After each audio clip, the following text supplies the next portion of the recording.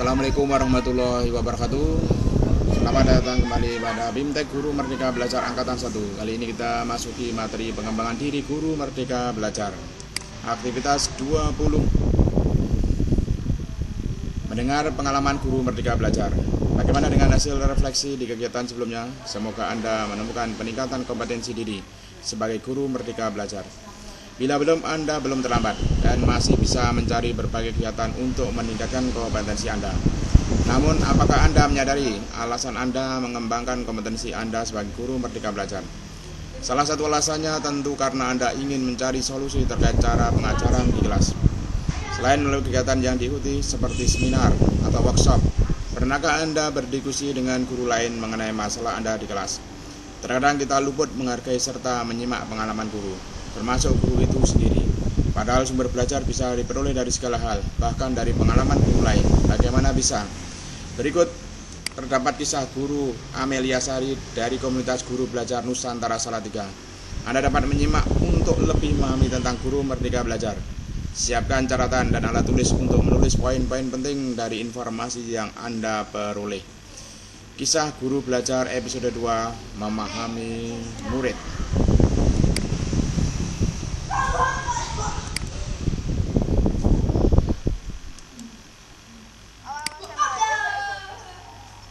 Beranggapan mata pelajaran saya adalah pelajaran yang penting. Jadi saya mengajar tanpa mengetahui beban dan latar belakang siswa saya, tanpa mengetahui karakteristik mereka. Jadi kesannya saya memaksa mereka untuk memahami.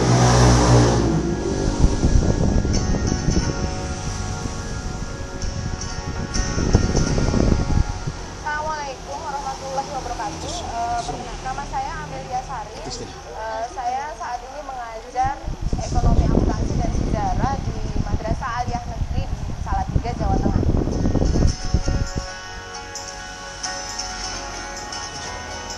Awal-awal saya mengajar ya, saya egois, saya kejam dalam tanda kutip ya.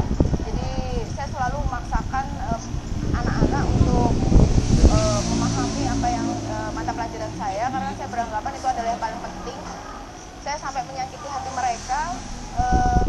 Saya selalu memampangkan nilai-nilai mereka di papan pengumuman dari yang paling tinggi sampai yang paling rendah.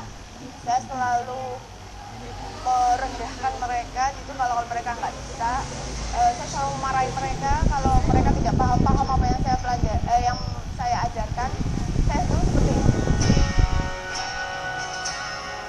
Ada seorang teman yang melihat cara mengajar saya, kemudian saya sempat mengeluh pada beliau, kenapa dengan yang sudah saya lakukan selama ini ternyata nilai-nilai anak pun tidak bertambah gitu ya.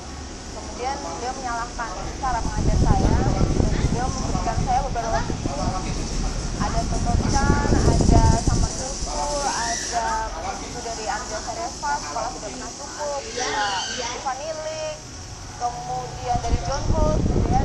Nah, dari membaca buku-buku itu kemudian saya menyadari bahwa ternyata belajar bersama anak-anak itu tidak seperti itu. Jadi tidak perlu, jadi saya mulai memahami bahwa mata pelajaran yang mereka pahami itu banyak, hal-hal yang kontekstual itu lebih bagus. Kemudian bahwa belajar itu harusnya menyenangkan dan tidak menegangkan. Menurut saya Bu Amel itu orangnya sangat menginspirasi.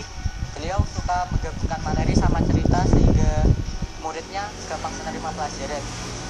Beliau sebelum memulai pelajaran memberi video motivasi atau menceritakan tentang kisah inspiratif sehingga kita itu terpacu untuk mengetahui hal. Jadi cara tidak langsung memberi kita materi dengan cara hal-hal yang menarik.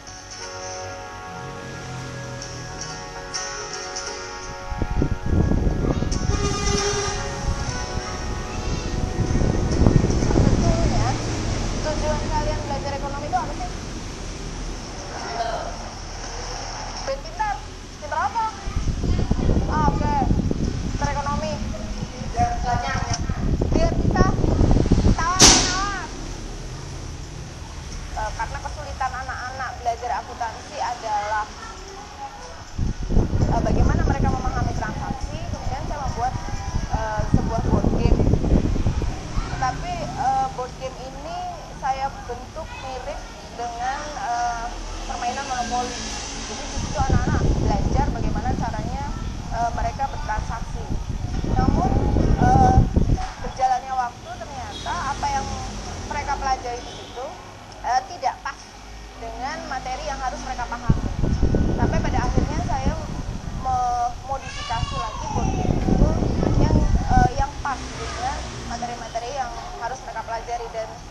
dampaknya anak-anak merasa senang ketika mereka bermain, bahkan ketika bel istirahat berbunyi pun mereka masih tetap ingin bermain. Cara pengajaran Bu Amel, dia dengan mendekati kita, terus dia juga kreatif dengan salah satunya dengan pelajaran board game. Di pelajaran board game ini kita bisa lebih kreatif dan juga kita bisa lebih memahami apa itu materi GNP, GDB, dan juga kita juga bisa lebih memahami semua itu. Ketika mereka sudah bermain data, saya selalu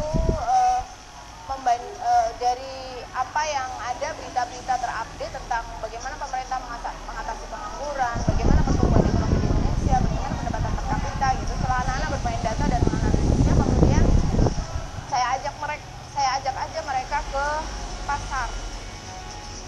Jadi saya ajak mereka ke pasar untuk mengetahui realitas sesungguhnya kehidupan masyarakat di Indonesia seperti apa.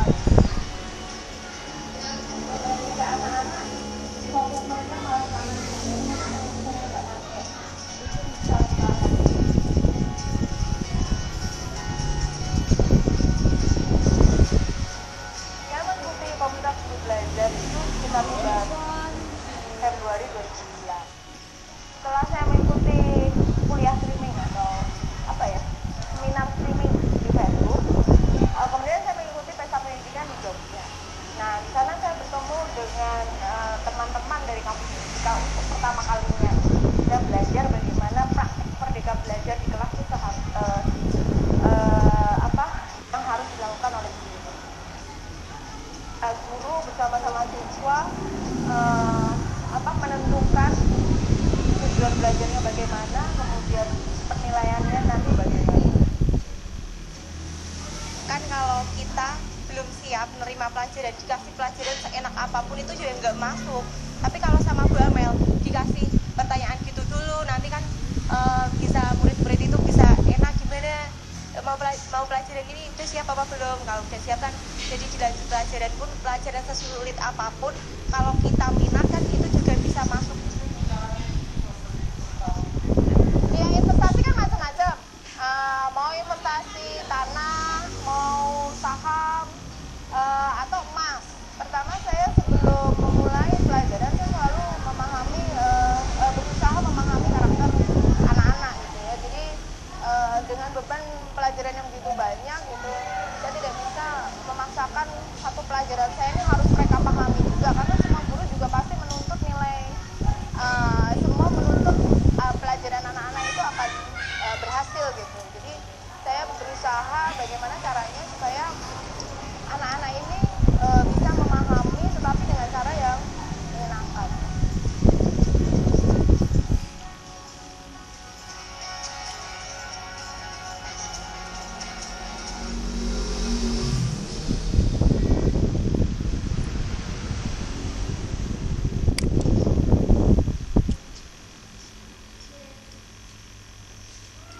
Aktivitas 21 grafik perkembangan guru Merdeka Belajar. Anda telah menonton kisah Guru Amel yang mencerminkan ciri guru belajar. Menurut Anda, apa perbedaan Guru Amel zaman dulu dan Guru Amel zaman now yang terlihat dalam video Guru Belajar? Guna memudahkan Anda dalam melihat perbedaannya, berikut terdapat grafik perubahan Guru Amel zaman dulu dan Guru Amel zaman now. Anda dapat mencermati grafik yang telah tersedia. Dalam grafik terdapat titik A sampai C yang menggambarkan perkembangan belajar Bu Amel. Secara visual bagaimana perkembangan belajar Bu Amel? Coba perhatikan dari titik A sampai titik E. Terjadi kenaikan grafik, sedangkan pada titik E ke titik D terjadi penurunan. Perhatikan titik-titik pada grafik dan hubungkan dengan informasi pada infografik kedua tentang proses belajar Bu Amel.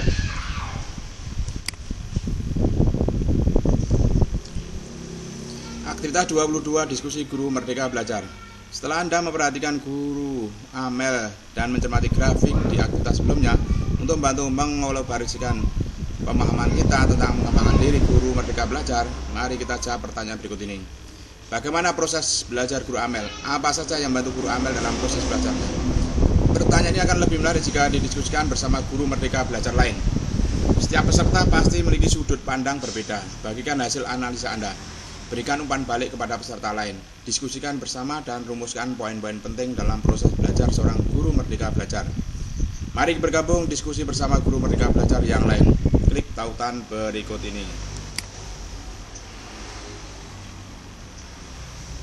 Aktivitas 23, refleksi pribadi guru Merdeka Belajar. Sebelum Anda melanjutkan ke topik berikutnya, Anda dapat melakukan proses refleksi pengalaman pribadi Anda terkait konsep guru Merdeka Belajar melalui pengalaman guru Iwan Apriana dari Komunitas Guru Belajar Nusantara Bandung yang mengajar di SW Terpadu YP17 Nagrek.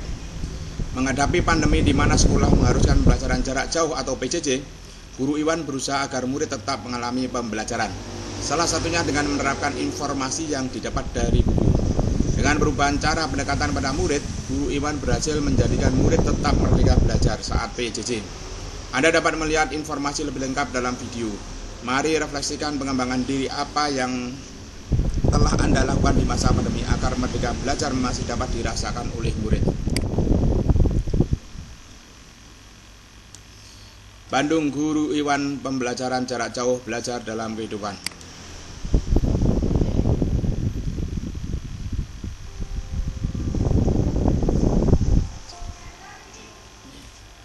Assalamualaikum warahmatullahi wabarakatuh. Pada saat PJJ dimulai, ada anak yang tanya, "Pak, naon sih PJJ teh?" PJJ itu istilah yang baru baik bagi saya sebagai guru bagi anak-anak. Saya mengamati di sekolah bagaimana guru melaksanakan PJJ. Semua dengan cara yang sama, membuat grup PA, kemudian tugas diberikan lewat grup PA. Tugasnya sama, baca halaman sekian, kerjakan halaman sekian, dan tugasnya dikumpulkan. Bayangkan hampir setiap guru melakukan tugas seperti itu. Dan resikonya adalah beberapa waktu kemudian muncul berbagai komplain dari anak, merasa keberatan, terbebani. Kemudian juga muncul komplain dari orang tua karena begitu banyak tugas yang harus dibantu untuk anak-anak memberikan tugas. Belum lagi soal pulsa. Saya masih ingat ada seorang guru yang memberikan chat dari orang tua yang mengeluh, katanya dia harus tergopong-gopong memberikan pulsa, sementara dia bekerja sebagai pekerja berdagang di lingkungan sekolah, di sekolah sekarang libur. Bayangkan betapa sulitnya orang tua itu menghadapi seperti itu.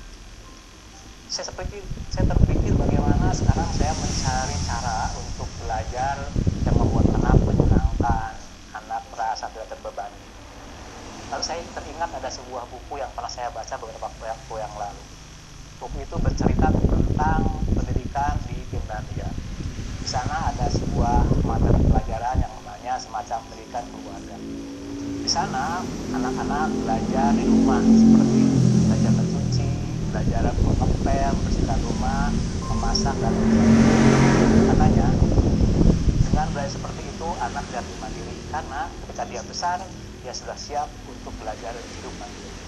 Saya pikir ide dari buku itu cukup menarik ya, dan dalam sekarang saya akan coba, karena sebagian besar waktu anak di rumah, saya akan mencoba melakukan untuk belajar di rumah dengan cara belajar dengan kehidupan sehari-hari.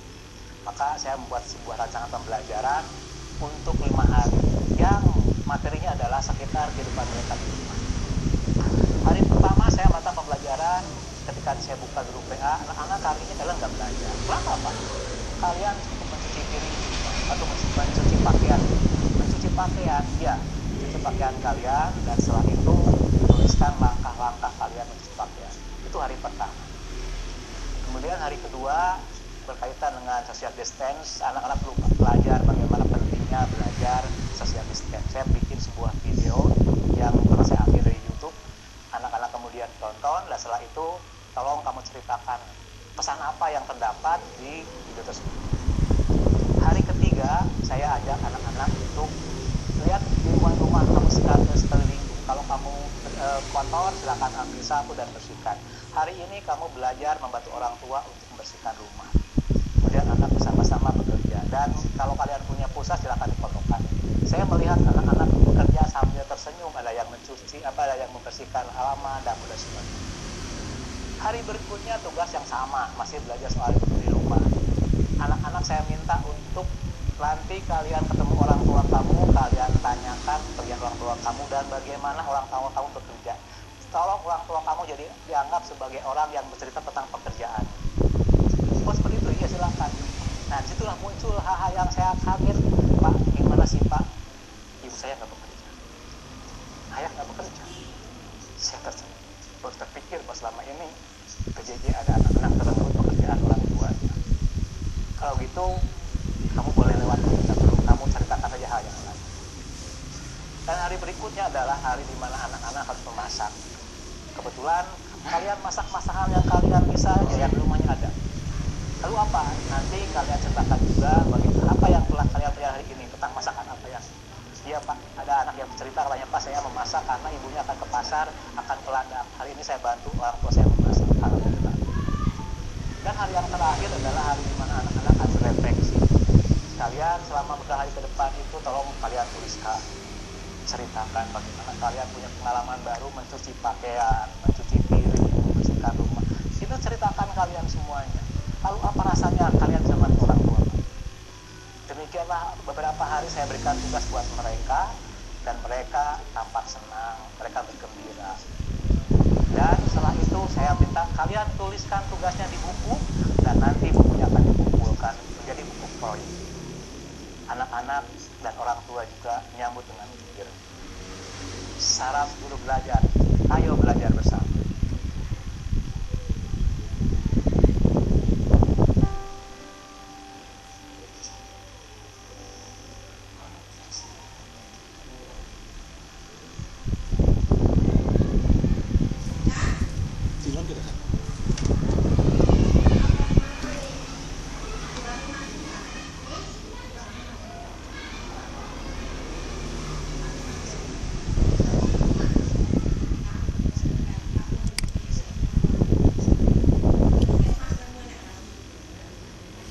Aktivitas 24 refleksi dan perayaan belajar topik 4. Selamat, Anda telah menyelesaikan proses refleksi. Itu artinya Anda telah mempelajari seluruh materi pada topik pengembangan diri guru Merdeka Belajar. Anda sekarang memiliki 4 rencana. Terima kasih Anda telah berkomitmen menyelesaikan topik ini hingga selesai. Sebelum melanjutkan ke topik berikutnya, mari merefleksikan apa yang telah Anda pelajari.